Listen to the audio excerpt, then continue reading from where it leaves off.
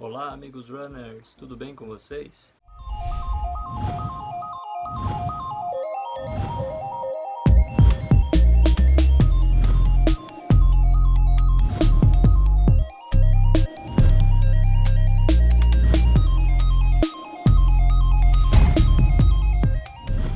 Bom, dessa vez o quadro de corredor para corredor vai ser um pouco diferente, que essa entrevista vai dar início a um novo quadro aqui no canal, o quadro Pergunte ao Treinador.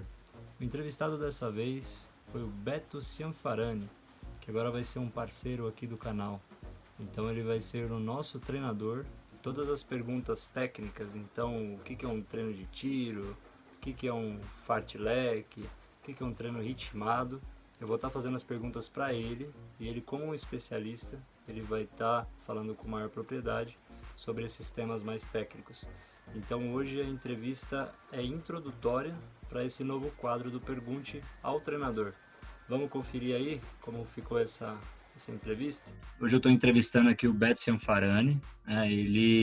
Primeiro eu quero agradecer muito a participação dele no canal. O Beto ele vai se tornar um parceiro do canal. Então, ele vai ser a pessoa que eu vou estar fazendo as perguntas do novo quadro que a gente vai estar estreando aqui no canal, que seria o Pergunte ao Treinador. Então, o Beto, ele é um personal running, né? E eu gostaria que ele falasse um pouco mais a respeito sobre o que é um personal running, gostaria que falasse um pouco mais aí sobre a sua carreira profissional. Bom, primeiramente eu gostaria de agradecer aí, né, essa parceria, essa oportunidade da gente estar caminhando juntos.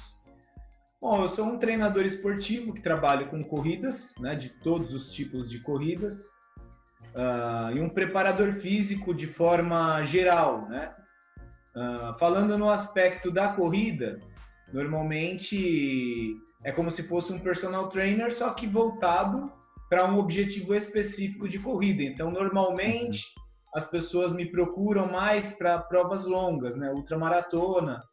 E aí eu faço um trabalho individualizado e personalizado em cima das necessidades que aquele atleta vai enfrentar em cima dessas provas de longa distância.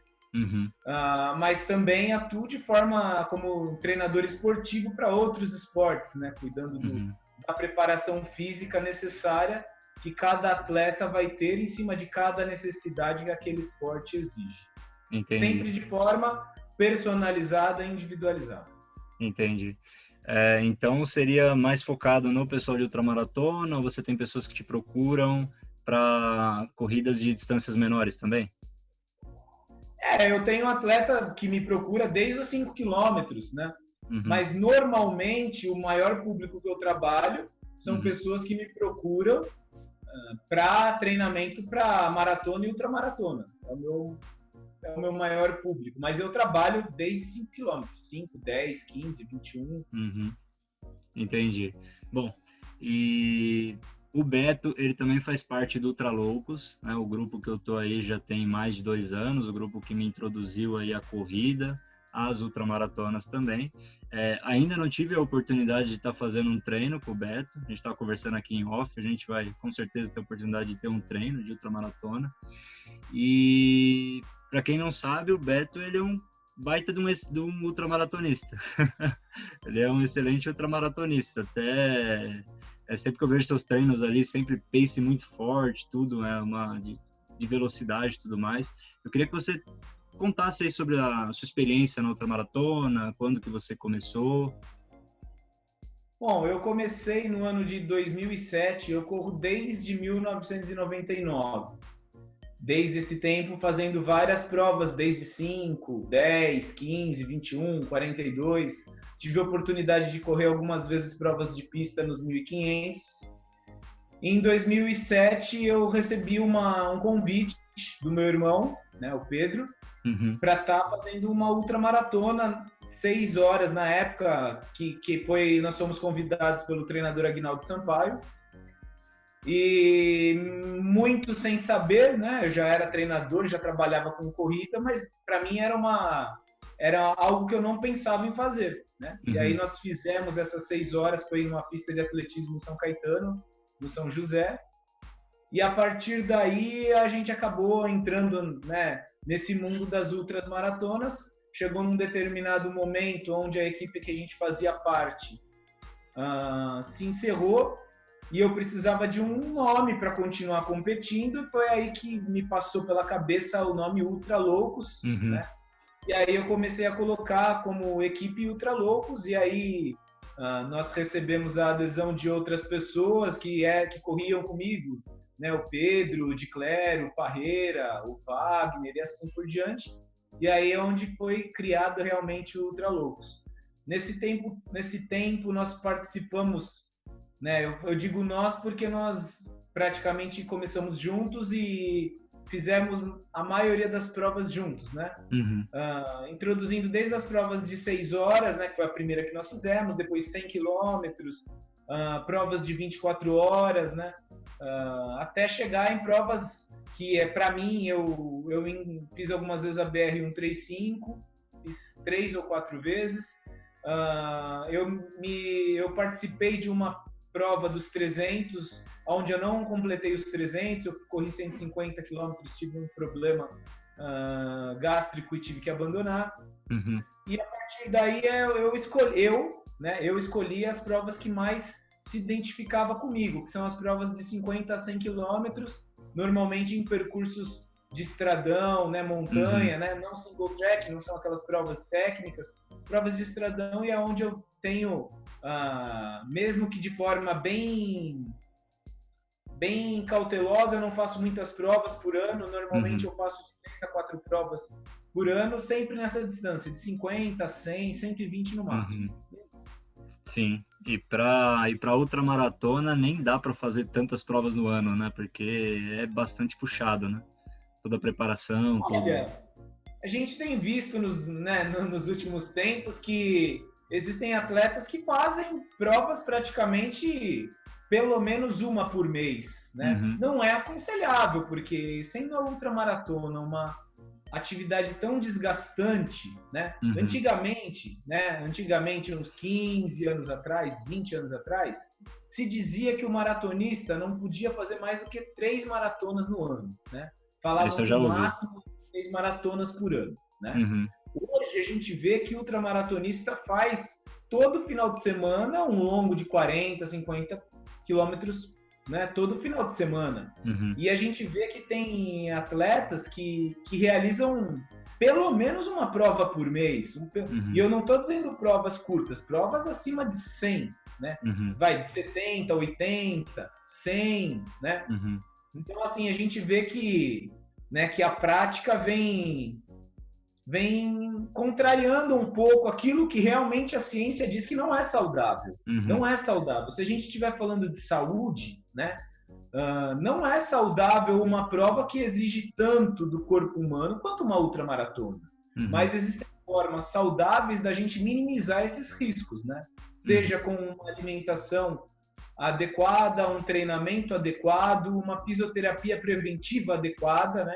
Então, assim, os segmentos de saúde que trabalham com o esporte tá aí exatamente para a gente conseguir transformar essa atividade que para a ciência não é tão saudável assim, transformar numa atividade que cause o menos de impacto, prejuízo no teu corpo, né? E que traz tanto prazer e satisfação para o praticante.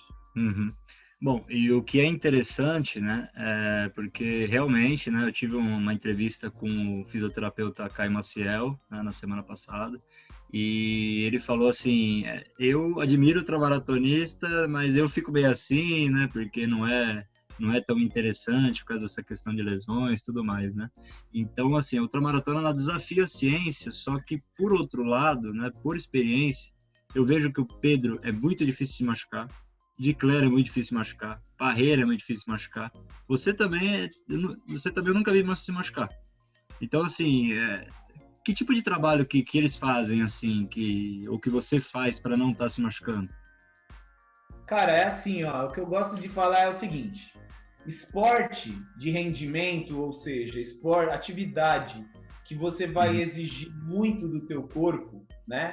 Muito, eu digo no sentido de trabalhar sempre nos limites, sempre o risco de lesão existe. Não é só não é só na corrida, não é no futebol. Se você pegar qualquer esporte, qualquer atividade física, na verdade, que você trabalha no seu limite, regularmente, o risco de lesão ele existe.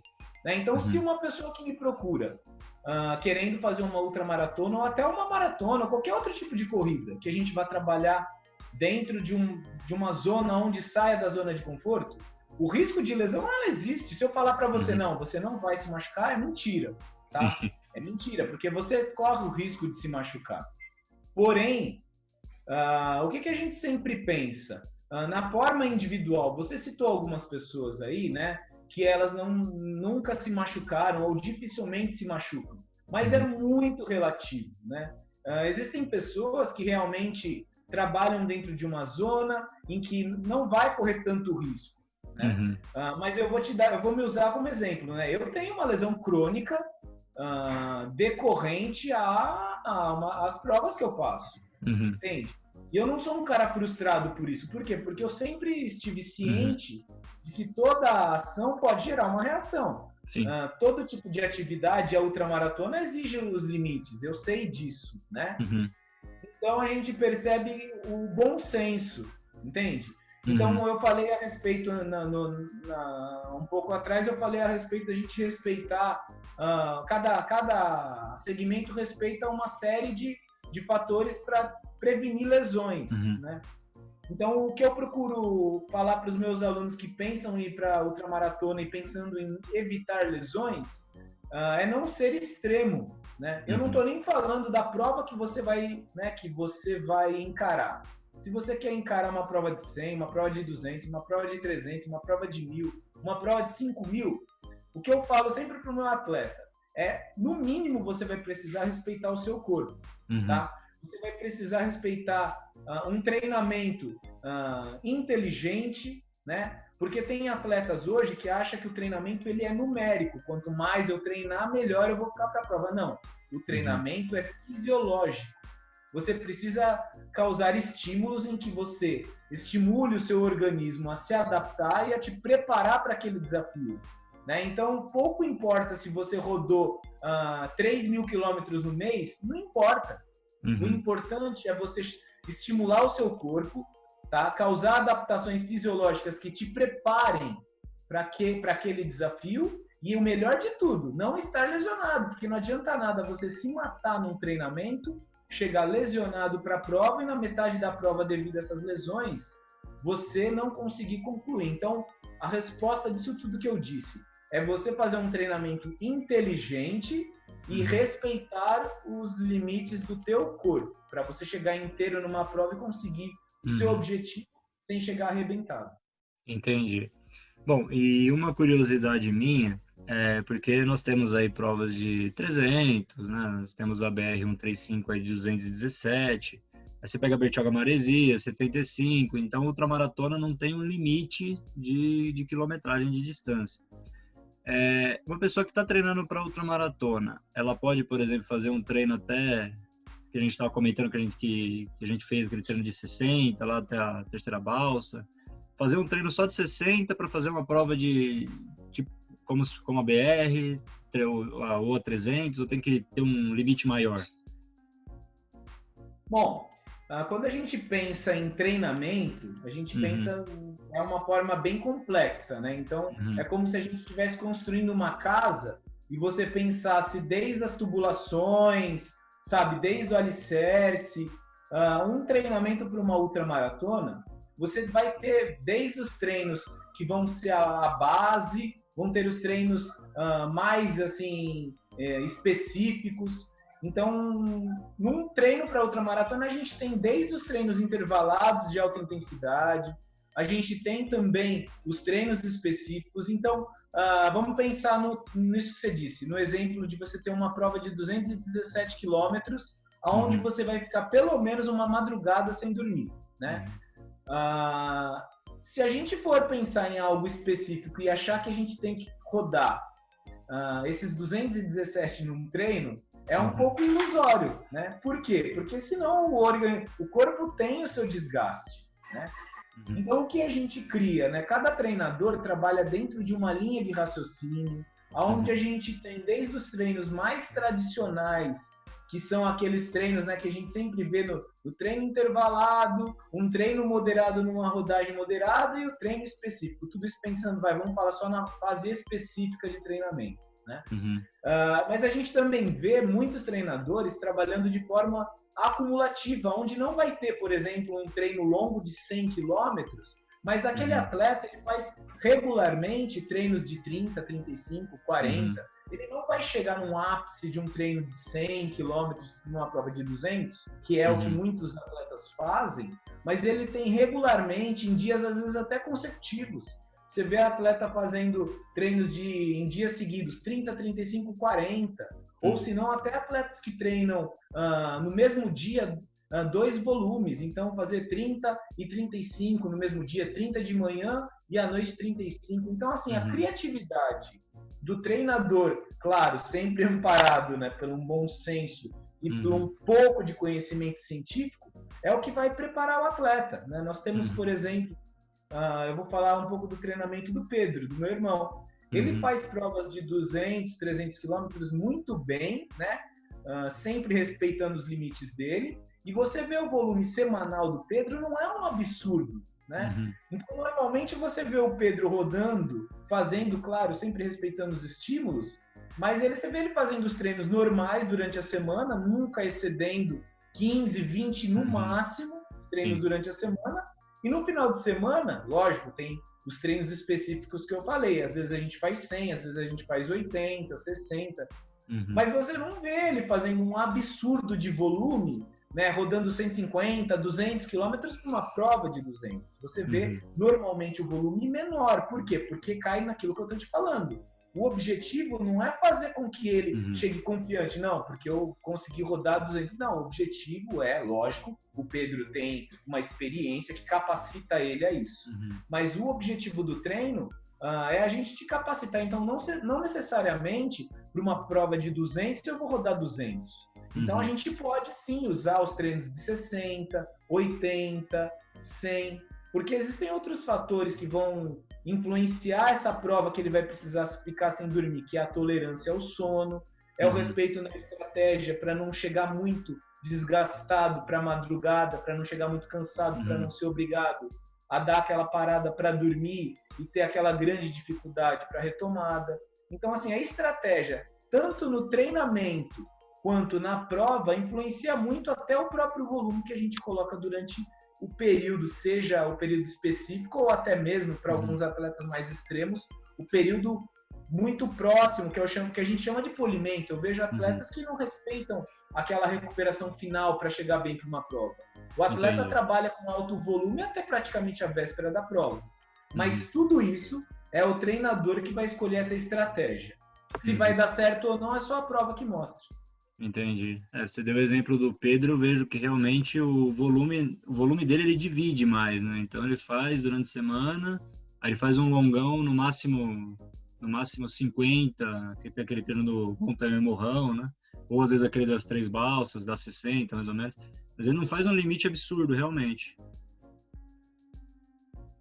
O objetivo sempre, principalmente quando eu tô, né, controlando essa intensidade. Nós fizemos uma preparação para uma prova, que inclusive foi cancelada por causa da pandemia, que era os 300 lá da Ultra Runner. E nós fizemos uma preparação bem, acho que foi a primeira preparação em que eu tomei conta inteira do Pedro, né, da preparação inteira, em que ele, né, onde a gente não deu assim espaço para fazer coisas que ele normalmente estava acostumado, né? E eu achei que foi a melhor preparação para a gente. Tanto é que ele me disse, ele falou, Beto, olha, foi uma pena essa prova não acontecer, porque eu nunca tive tão bem para uma prova que nem eu estava para essa prova, né? Mas o que eu procurei trabalhar com ele, né? Eu procurei, primeiro, respeitar o estado físico dele, porque ele estava vindo de uma BR onde ele fez 135 quilômetros, né? 135 ou 140, eu não me lembro. Que era aquela 135, né? Esse das 3 maratonas. Eu respeitei essa condição física dele, que ele precisava se recuperar. eu procurei trabalhar, após esse período de recuperação, eu procurei trabalhar um pouco de força na musculação, né? Uhum. Depois desse período de força, a gente fez um período transitório. Eu entrei com um período de velocidade, tá? Com treinos específicos de velocidade. Depois desse, a gente entrou num outro período transitório. Eu entrei numa parte específica de bastante volume e nós recuperamos, né? Ou seja, ele fez uma periodização excelente. Foi uma pena ele não ter, né, a prova não ter acontecido, né? Mas o que eu quis dizer com isso tudo? Ele respeitou todos os volumes e intensidades que a gente propôs para ele e ele chegou muito bem para essa prova, né? Então, o que eu quero dizer é o seguinte: a gente não precisa inventar, né? A gente não precisa, principalmente, olhar para o treino do nosso amigo, né? Então, às vezes a gente fica muito olhando, não, fulano de tal fez 120 km semana passada. Não, eu preciso fazer também, porque senão eu não vou chegar preparado. E às vezes a gente joga no lixo toda a preparação por essa falta de bom senso, né? Eu procuro olhar para uma preparação física como se fosse um quebra-cabeça, sabe? Então eu preciso colocar cada peça no devido lugar, porque se eu colocar uma peça no lugar errado, eu perco toda a imagem que a gente precisa, né? Então todo treino a gente vai olhar, independente se às vezes você está colocando peça que você não esteja entendendo. Tá, mas para que eu vou fazer um treino intervalado de 2.000? O que isso vai me ajudar? Calma, faz. Que na hora certa você vai perceber que você vai precisar disso. Então é isso. Entendi. Você falando assim, de jogar a preparação no lixo, foi o que aconteceu na minha primeira maratona. A maratona de São Paulo. Que eu estava fazendo volume de 30, 35. Fiz a preparação certinha. Aí na semana da prova, eu fui fazer um treino de tiro, que eu nunca tinha feito. E no sábado saí para beber. Aí quebrei no 25, na primeira maratona.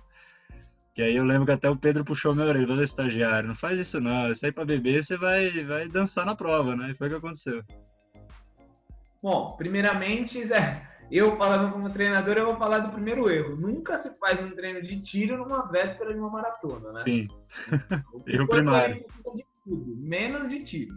Segundo que assim, vamos, né... Um atleta ele tem que privar pela questão física, né? Assim, bebida alcoólica e treinamento não combina, né? Sim.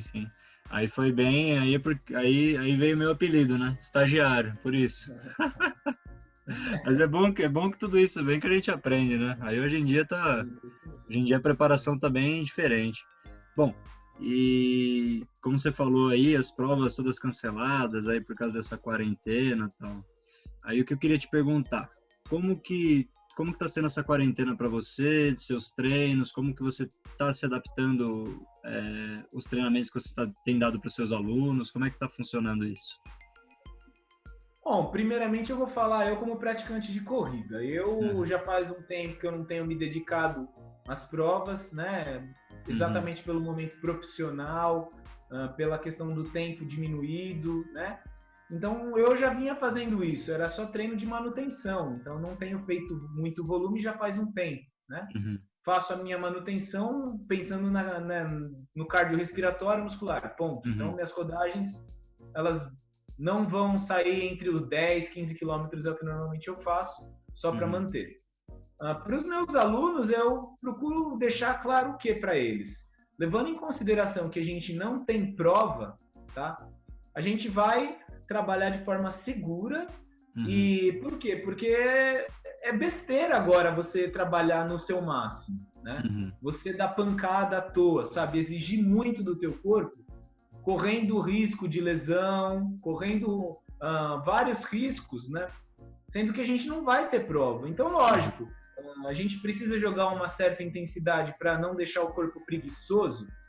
De certa forma, sim, né? Eu não vejo nenhum mal em você estimular de forma mínima o teu corpo, né? Mesmo porque a gente recebe algumas instruções médicas, né, da questão do treino não ser extremamente intenso para não suprimir mais o sistema autoimune, né? Mas a ideia é essa, é você se manter ativo, né? E você, para quê? Para quando o calendário voltar, para quando a rotina voltar, a gente não tá lá no -5, a gente tá no mínimo pelo menos uns 2, 3, pensando de 0 a 10, né? Entendi. Então a ideia é essa, é se manter ativo, não ganhar peso, porque assim, nessa quarentena a gente percebe que o lado emocional está muito abalado, né? As pessoas estão fora das suas rotinas, estão comendo o dobro e estão gastando a metade do que gastava, né? Então a atividade física ela vem para quebrar o estresse e vem para fazer uma manutenção do físico, né? Então o treino é para isso, é para manter as capacidades físicas que a gente tem, né? Não é para ganhar nada, né? Não adianta agora você se matar de treinar em alta intensidade, sendo que não tem objetivo, você não vai conseguir nada. O que você vai conseguir devido às liberações hormonais, inibir o seu sistema autoimune, ficar mais suscetível ao risco de infecções viral ou bacteriana, e não vai ter proveito nenhum, né? Então, o que eu falo para os meus alunos? Vamos ser inteligentes, vamos usar os aspectos de manutenção e quando a gente sair desse período e as provas voltarem, a gente entra no específico para as provas objetivas, né? E não dar porrada à toa. Entendi. Bom, e nesse período que a galera está em casa, que tipo de treino que você sugere? Então, vamos dizer assim, um alongamento, uma musculação básica, que tipo de treino? Olha, o que eu tenho visto e que tem sido eficiente, tá? São os treinos funcionais, onde normalmente a gente trabalha com pouco equipamento ou às vezes até peso corporal, né? A gente percebe que algumas pessoas investiram e compraram bicicleta ergométrica, rolo de rodagem para as bikes, algumas pessoas conseguiram alugar esteiras, outras pessoas conseguiram comprar uma esteira, algumas pessoas estão fazendo escadaria, subindo e descendo, quem mora em prédio, subindo e descendo as escadas.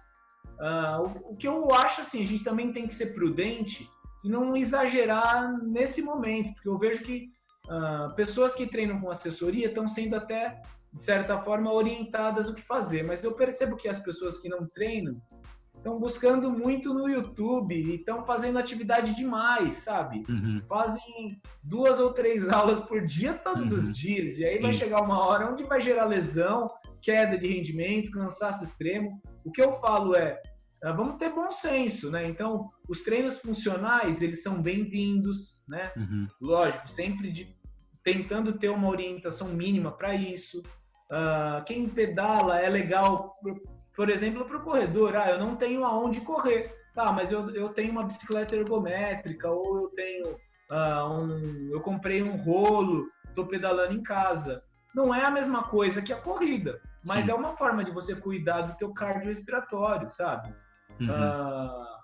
Se você tiver a condição de comprar uma esteira, alugar uma esteira, legal, mas o mínimo que você pode estar fazendo hoje é sim, fazer um treino funcional, fazer uma aula de flexibilidade, sabe? Fazer uma aula de abdômen, e assim por diante. É usar o que a gente tem a favor com criatividade e bom senso, né? Usar o bom senso, porque não adianta nada a gente fazer atividades com peso corporal, exceder o nosso limite, gerar lesões, e aí a atividade física, que viria com o intuito de quebrar o estresse, vai dar mais estresse, porque você vai estar lesionado e não vai conseguir quebrar esse estresse com a atividade física. Entendi. Bom, isso é algo que a gente tem visto em bastante pessoas, né? Porque meio que quebrou a rotina, né, da galera da quarentena, né? Tem aqueles que tinham um objetivo de uma prova e que hoje não tem objetivo, o que eu vou fazer agora? Aí tem aqueles que estavam começando, né, em março, começaram em fevereiro, aí veio essa quarentena, aí ficou perdido também. O que essa galera assim que tá meio perdido, que não tá motivado, o que você tem a dizer para eles aí?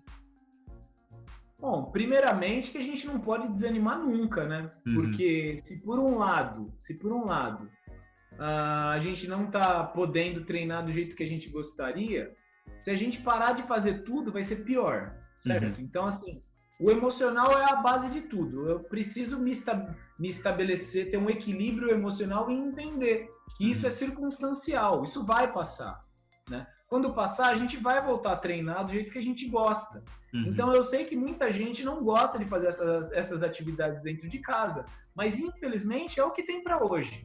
Ou você faz isso e se mantém para quando passar essa tempestade, a gente ter condições físicas para isso, ou, infelizmente, a gente vai deixar o pessimismo abalar a gente e, infelizmente, vai ser pior depois para retornar, né? Então, infelizmente, hoje, né, se você não está disposto a criar uma estratégia para continuar correndo, e eu não estou incentivando e nem desestimulando as pessoas que estão correndo ou não, infelizmente, o que tem para hoje são as atividades dentro de casa. Entendi. Né? Ou faz isso, aí partindo pelo ponto de o emocional não pode estar abalado. A gente precisa estar com o emocional equilibrado e se mantendo remando até a hora que a gente conseguir sair dessa situação. Entendi. Bom, e aí uma última pergunta. Essa daí até causou bastante polêmica aí nas redes sociais ultimamente.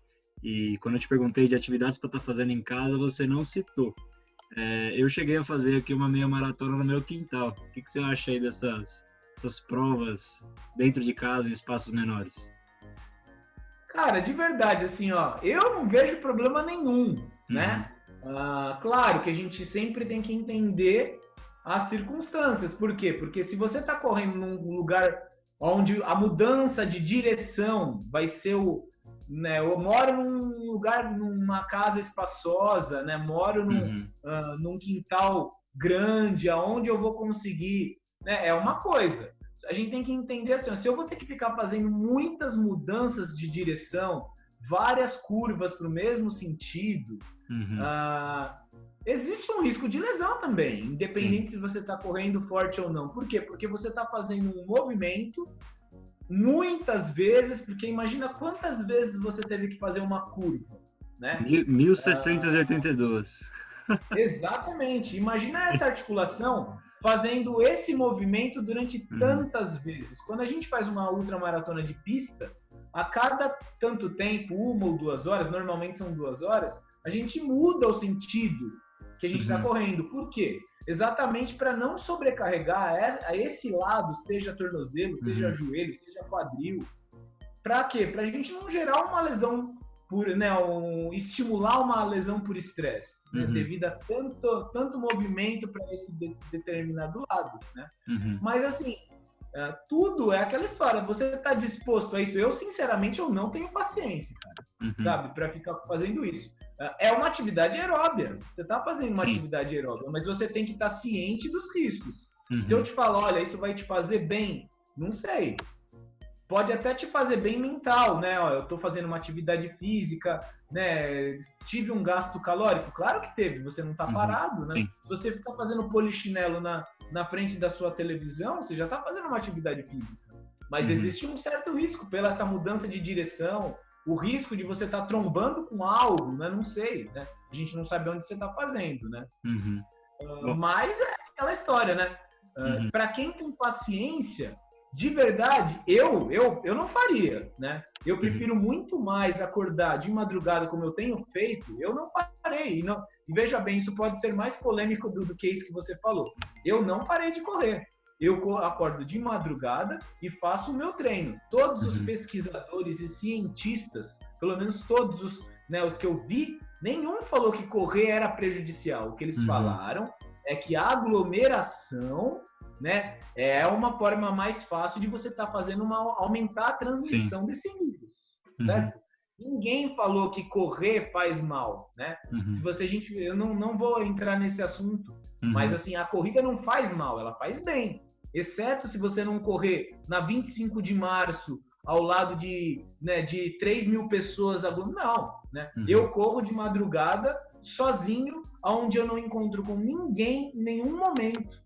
Quando eu chego em casa, tá todo mundo dormindo, eu não passei perto de ninguém, não tem ninguém na rua, né? Então são estratégias, eu estou disposto a isso. Se você está disposto a correr os riscos que essa corrida no quintal vai te permitir, você só tem que tomar essas precauções. Tomar cuidado em não fazer tanta curva sempre para o mesmo lado e gerar uma lesão, né, nesse ponto, né, e pagar o preço, né, e ser feliz. Sim, sim. Bom, vamos falar da minha experiência, então. Sabendo desses riscos, toda curva que eu estava fazendo, eu estava fazendo sempre alternando, né, realmente, para não dar esse problema.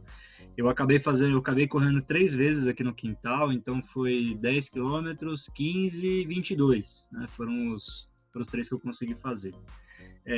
Eu vi isso como uma experiência, né? Isso aí foi no comecinho da quarentena. Eu falei assim, bom, eu vou começar a fazer aqui no quintal, porque se fecha tudo mesmo, não pode ir para a rua. Então eu vou começar a fazer aqui no quintal. E como eu já nado, então eu coloquei na minha cabeça o seguinte: bom, se eu aguento ficar 2 quilômetros indo para um lado e para o outro, né? Então eu vou aguentar fazer a mesma coisa na corrida, né? E aí eu coloquei isso na cabeça e eu consegui fazer. Aí, nesse dia que eu fiz 22 quilômetros, eu levei 3 horas para fazer 22 quilômetros. Então, assim, o meu corpo já começou a ficar fadigado, as minhas pernas já começaram a ficar fadigadas, e eu pensei comigo, bom, eu tava querendo chegar numa maratona, eu pensei comigo, bom, se eu for fazer uma maratona, eu vou levar 6 horas, e eu já tô bastante fadigado, vale a pena? Porque também é uma corrida que não te dá nenhum ganho, né, vamos dizer assim. Porque você tá correndo de um lado para o outro, você não tem nenhuma elevação, é uma corrida plana, né? E sem contar que o chão aqui, o meu piso aqui é duro, né? Você não tá correndo no asfalto que não é tão duro assim, né? Então, assim, eu vi que era uma corrida que vale a pena como gasto calórico, vale a pena para se manter treinando, mas não ia me dar tantos ganhos, né?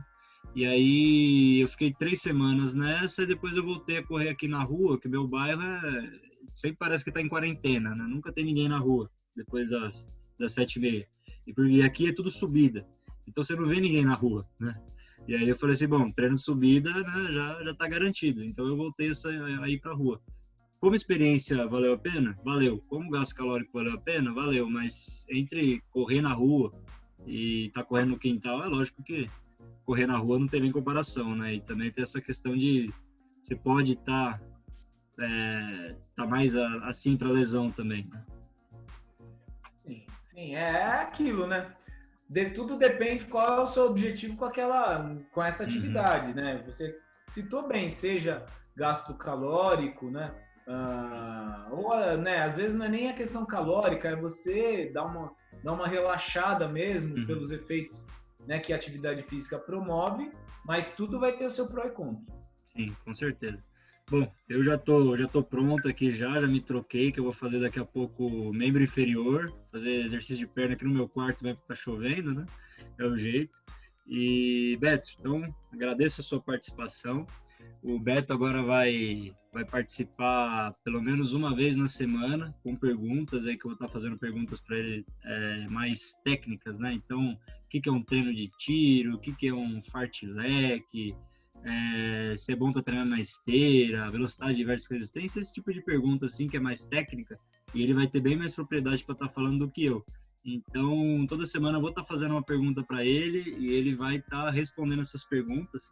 E, e como o quadro é Pergunte ao Treinador, eu também vou estar recebendo as perguntas da galera e vou estar passando para você. Então, agradeço muito aí a sua participação e parceria. É isso aí, meu. Tamo junto e vamos nessa. Então é isso aí, Beto. Um abraço para você. Eu que agradeço, Felipe. Até mais. Um abraço a todos. Até Tchau, mais, tchau. abraço. Tchau, tchau. Então, obrigado aí, viu, Beto? Valeu, Felipe. Tamo aí. Então, começamos oficialmente a parceria aí. Eu vou subir esse vídeo na semana que vem. Então, na terça-feira eu vou estar subindo ele. E aí, deixa eu ver aqui das perguntas que eu tenho. A primeira que eu vou fazer para você vai ser dos tipos de treino. Então, assim, porque muita gente pergunta, o que é um fartlek? O que é um intervalado, um ritmado, progressivo? Os tipos de treino, né? Então, Sim. aí eu vou mandar para você um áudio, né? Formulando a pergunta, e aí você manda um vídeo para mim respondendo. E aí a gente vai fazendo assim, aí depois eu gravo aqui, né, te fazendo a pergunta, e aí você me responde e a gente vai fazendo assim. Minha ideia é tá Bacana. subindo semanalmente aí uma resposta tua aí. Não, bacana, bacana. Tamo aí. Então, Beleza, Beto. Um abração aí e Sempre que bom. você quiser me mandar, de repente, a pergunta por WhatsApp, é legal, porque aí Uhum. eu tenho ela registrada, não corre o risco de eu esquecer. Ah, tá. Não, beleza. Então vou te mandar por WhatsApp a pergunta, então. Beleza. Fechou. Beto, brigadão aí. Ô, Felipe, Boa noite pra você aí. Um abraço. idem. Tchau, tchau. Tchau, Um tchau. abraço. É isso aí, amigos runners. Então vocês conheceram aí quem é o Beto Cianfarani, o nosso treinador. Então eu já peço para vocês que as perguntas que vocês tiverem podem começar a colocar aí nos comentários, na descrição desse vídeo, que eu vou estar direcionando ao Beto para nos vídeos semanais ele tá respondendo para vocês. Beleza, pessoal? Um abraço para vocês aí, amigos runners.